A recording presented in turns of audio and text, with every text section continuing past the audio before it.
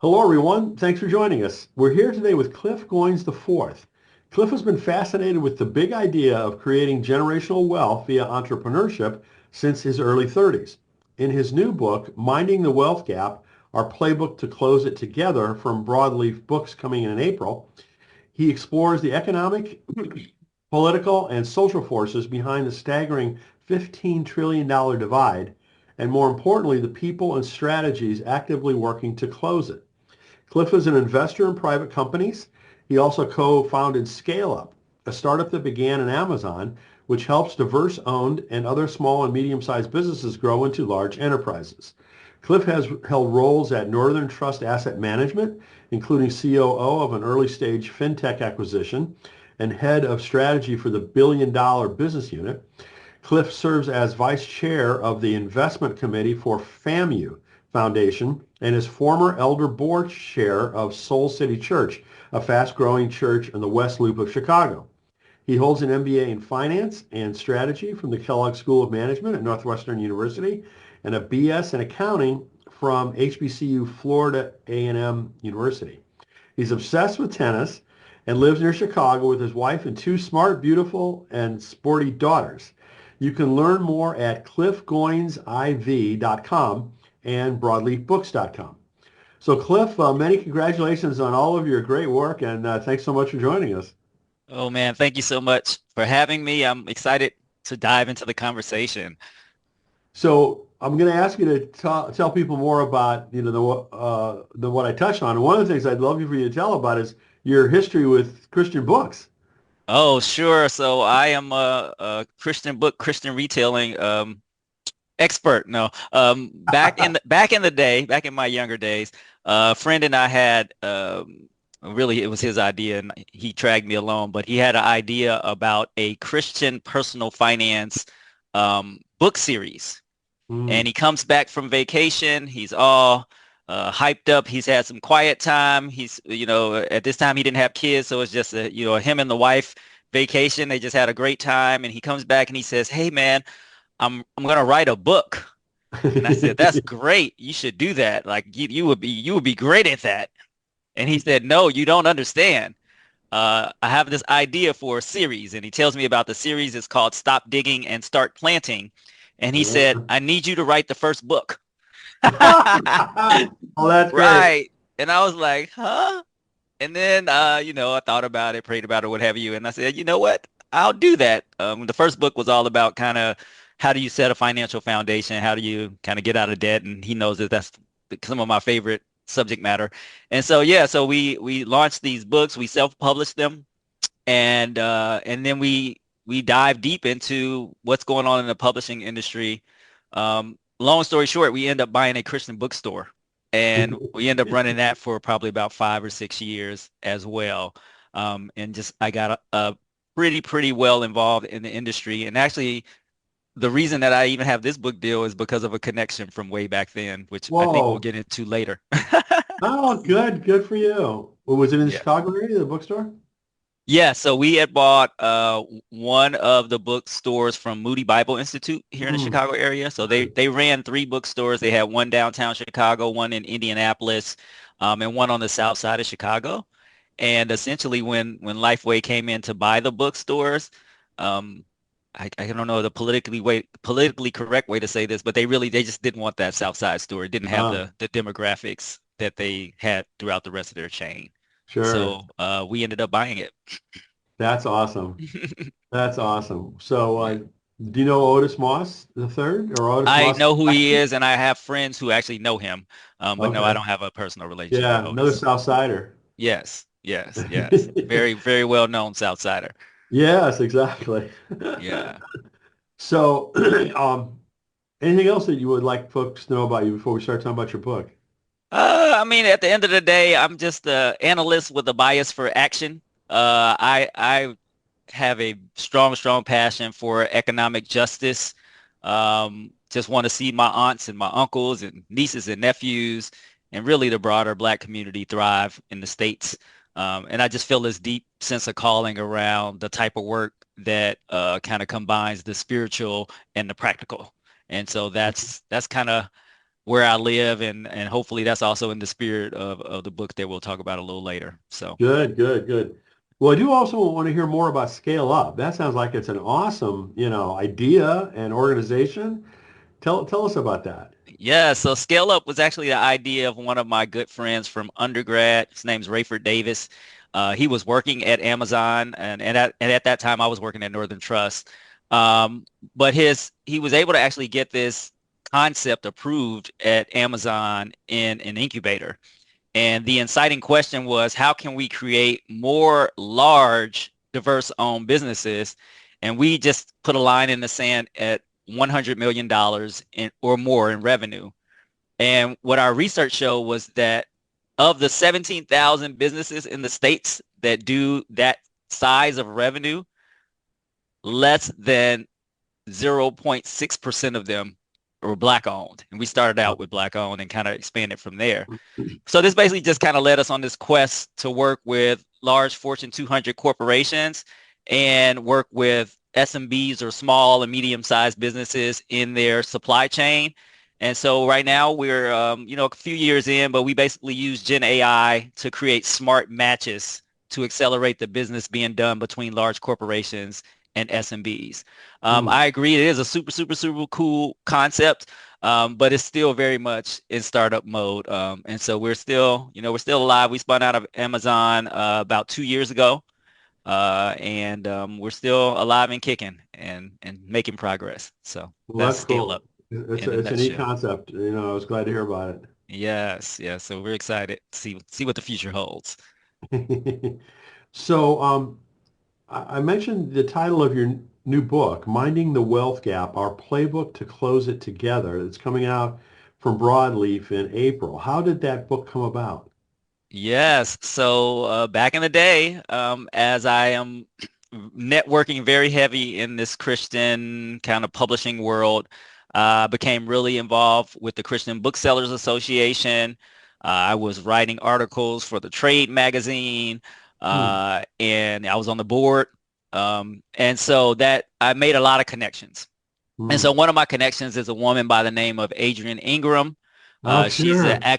She's No, an I know acquisition Adrian editor, well. okay, and a book agent. And she reached out to me in late 2022. By the way, like ever since I published my first book, Adrian's been trying to get me to write something, just off and on. But I hadn't talked to her in a while, and she had reached out to me kind of late 2022, and she said, "Hey, I just reread your piece on LinkedIn. I wrote a piece right after George Floyd, just kind of Hmm. giving my take on what had transpired." And she's like, it was really moving. I was moved by it. And we ended up in this series of conversations, and it ultimately ended with her asking me, "Hey, what would you have to say to wealthy black folks?" That's how she put it. "What would you have Hmm. to say to wealthy black folks about closing the wealth gap?" And I Hmm. sat there for a moment and I said nothing. No, and I said, wealthy black folks cannot close the wealth gap. And then we went through a lot of yeah, but, yeah, but, yeah, but. And as we unpacked that, it was evident that we each knew that there were a lot of different black leaders who were trying to solve the problem. They were doing different things that would help tackle the problem, taking it from different angles. And while they didn't individually or even maybe collectively have enough resources to actually solve the puzzle, they are putting pieces together to try to solve the puzzle.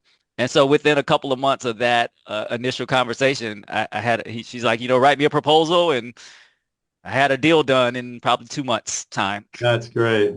Yeah, yeah, Well, it was a super cool story.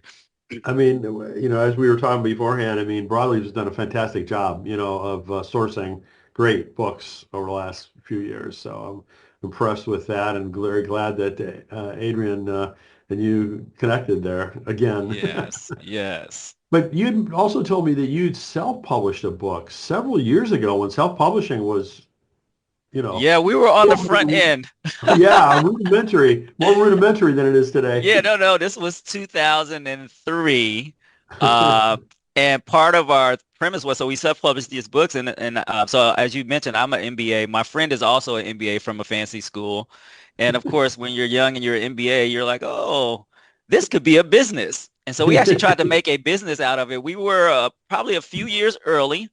And we weren't successful in getting traction with that business, but obviously it ended up with us buying the bookstore. But yeah, we were early days in the self-publishing game. So I like we talked to in kind of a little bit of the pre-call, like I I'm really familiar with how it works, whether you're self-published or not published, especially as you talk about marketing and things of that nature. So Yeah, yeah. yeah. Super fun experience. We hired our own illustrators, we hired our own editors. We basically had to put the whole thing together from beginning to end. It was a lot of fun. That was actually a lot of fun. Yeah, I've led the self-publishing of 3 different books myself and loved it. It was really a Hmm. lot of fun. Yeah. So back to the new book, though. You highlight the work of 9 different entrepreneurs and executives who are actively working to bridge the racial wealth gap in the United States. How did you select those 9 folks? Yeah.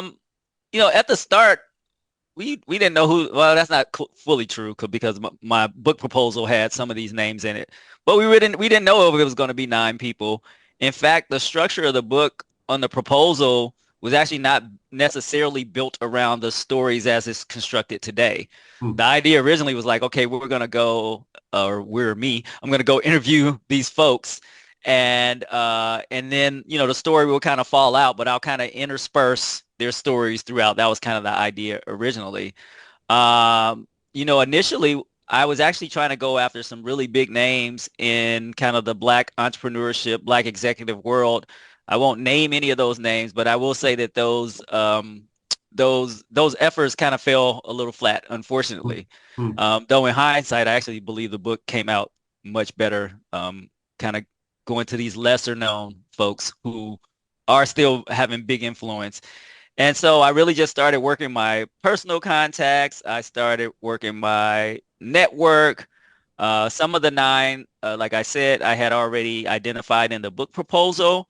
For the others, it was a lot of like, hey, you should talk to my friend X who does Y.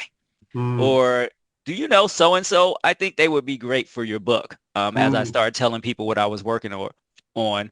And the 9 basically emerged from that process. And so I started calling them the gap closers, and then we just started kind of using that vernacular as I built the book out. And so yeah, that's kind of how it came to fruition. So I didn't have a magic moment where I was like, okay, these are the 9 people. I had a couple of the people, and then I started talking to my friends and friends of friends to get connections.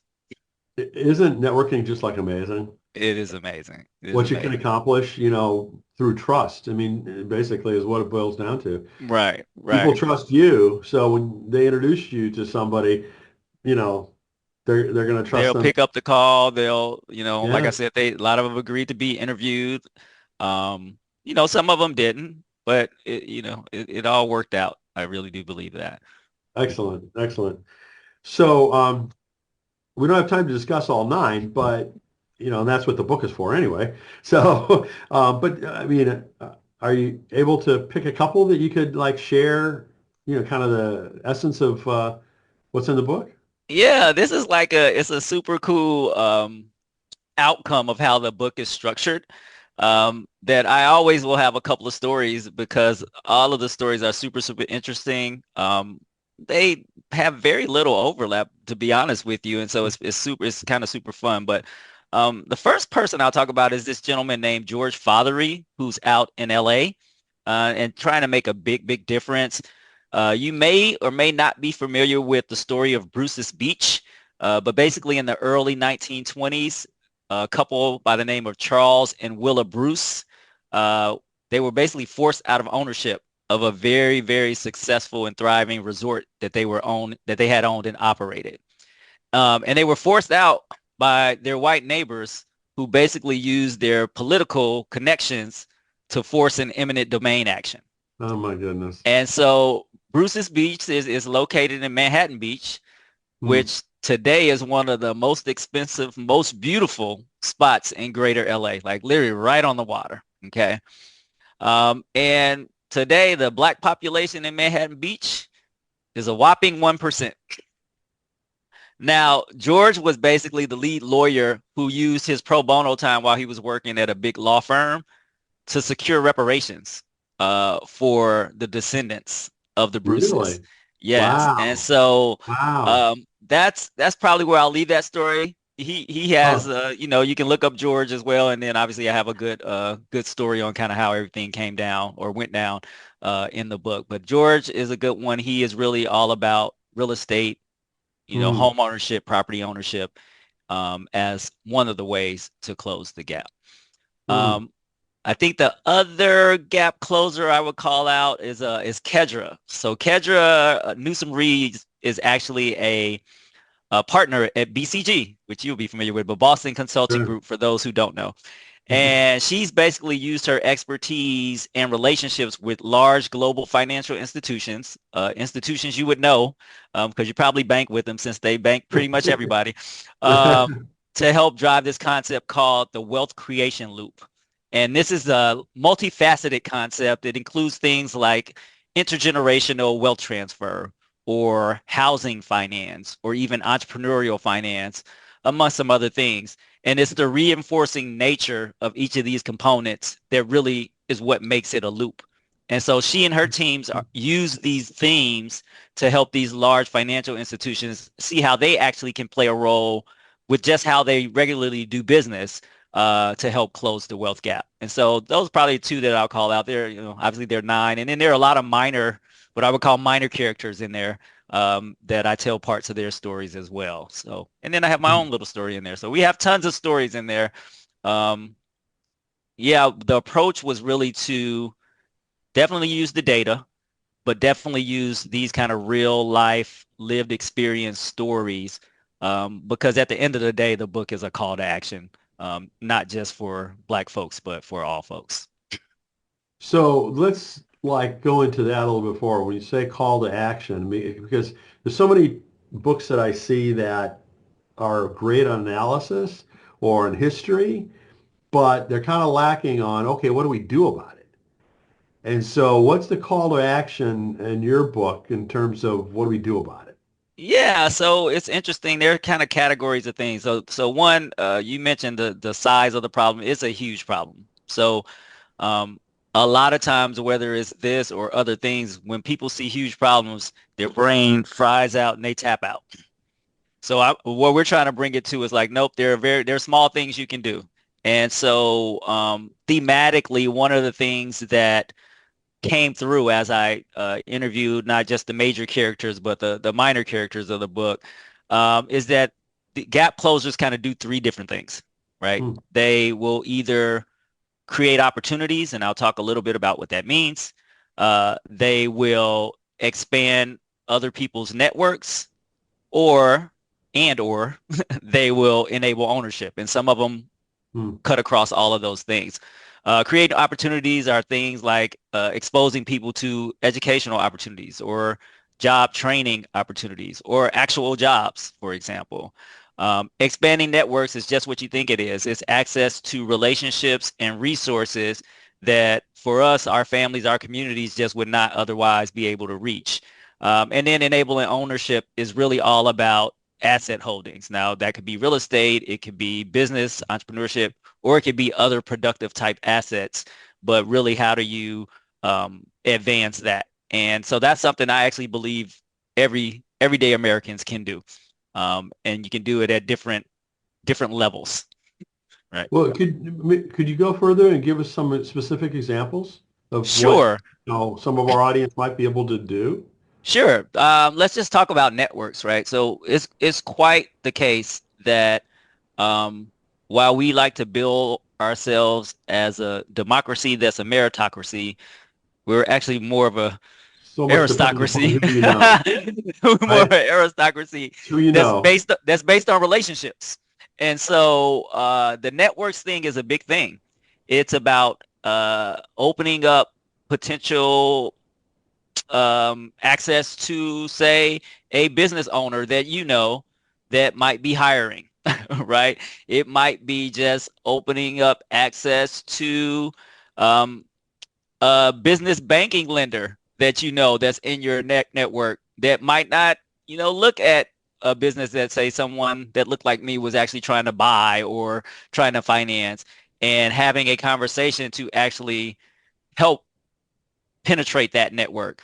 But I think that's something that especially a lot of well-off folks can do. They could do that. They do it all the time. And so that's a very practical example. There are obviously other things that are more programmatic that might require, public-private partnerships. So I do touch on some of that as well. Right? If you're a CEO of a company and you have access to 20 other CEOs, could you guys put your heads together in a room and figure out how you might want to advance Black executives in your businesses? Like there are things like that, but that's a smaller group of people that can do things like that. Sure, sure. So we've had a major change in U.S. government administration. We have. Um, how do you see that impacting the racial wealth gap? Yeah, unfortunately, this is a really, really easy answer. It's gonna widen it. It's Yeah. just by pure math, and we can talk about the path that the administration is on, but that path is going to expand it, I think, at least in three ways. One, via taxes; two, via tariffs; and three, via the taking away of essential programs. And so I'm going to start with everybody's favorite subject at this time of year, taxes. But there's some research that was recently done by Baker Tilly that's actually based on government data. And it basically says that by 2034, the proposed tariffs will erode most Americans' after-tax income by around 2.3%. Mm. Okay, kind of on a innovation. Now, on the tax front, the same data shows that the lower end of income owners, the bottom 40%, will actually end up in a net deficit. Okay. I want you to hold on to that. The lower rung of income owners, bottom 40%, they're going to end up with a net deficit based on what's happening with the proposed tariffs as well as the proposed taxes. Okay. And when you say net deficit, what do you mean by that? I'm going to explain. I'm going to give you an Okay, example. All sorry. right. Yeah, no, I'm going to give you a real example. And then the top 60% will actually end up in a net positive. Okay. Now, what's interesting about that is if you go to just the top 5%, they actually will end up with a plus 4% annual increase in their after-tax income. And so I'm going to use just a very representative example, right? So a bottom 40% household, say that they bring in $40,000 after tax. All right. Basically, that $40,000 is going to end up basically being worth $39,840. It's Okay. $160. Doesn't seem like it's too bad, but it's an erosion of their buying power, which is already small. If you contrast that to a top 5% household, that household might be bringing in $400,000 a year, right? After tax. That $400,000 is actually going to turn into $416,000. Hmm. So $16,000 more on a dollar basis. So $16,000 versus a minus $160 is 100 times difference. So this is actual 100 times difference in your real spendable, investable after-tax dollars. And this is basically the expansion of the wealth gap in real time. And that's what's happening right now with what's being proposed. Those numbers Go ahead. actually seem small to me. I mean, honestly, I think it's going to be worse than that because I It think, could be. Well, what's not in the analysis? The analysis is truly just based on uh, where they think the tariff fallout will be based on history in terms of cutting into consumer spending, and then just the math on the actual tax rates. What it doesn't account for is the compounding nature of investable assets that are already invested, and then obviously the reinvestment of the now more or higher disposable income that those higher echelon households will have. well, I mean, again, not to mention, how many hundreds of thousands of government employees being laid off. Oh, well, yeah, and most of those folks they probably wouldn't necessarily be in the bottom 40%. A lot of those are probably in the middle. Mm. But yeah, they still won't, they still are less well off than the more well off, if that makes any Hmm. sense. Hmm. Yeah, And the trickle down effect from all the above. yes, yes. So, yeah, so I think that, and then obviously, well, not obviously, but if you look at the list of the types of essential programs that they're trying to take away, whether it's in the Department of Education, whether it's the grants for all these Yeah. community-based type efforts, or even for, I think one of the things that the administration, maybe they understand it and they don't care, but it seems like they don't understand too that a lot of the states actually rely on federal funding for certain programs. And so if you add all that up, right, family programs, things of that nature, they're going to have a lasting negative effect on wealth, especially wealth and well-being, to be honest with you, in lower income households. And Absolutely. unfortunately, that's where Black families sit disproportionately. And so Mhm. that's just the tough reality for now. But Yeah. Yeah. Well, what would be the number one thing that you'd like people to take away from the book? number one takeaway, this is not just a Black problem. This is actually an American problem. And so it's really a call for entrepreneurs and executives who want to drive real economic change, for investors and policymakers who actually are the ones who really shape wealth building opportunities and how wealth is created.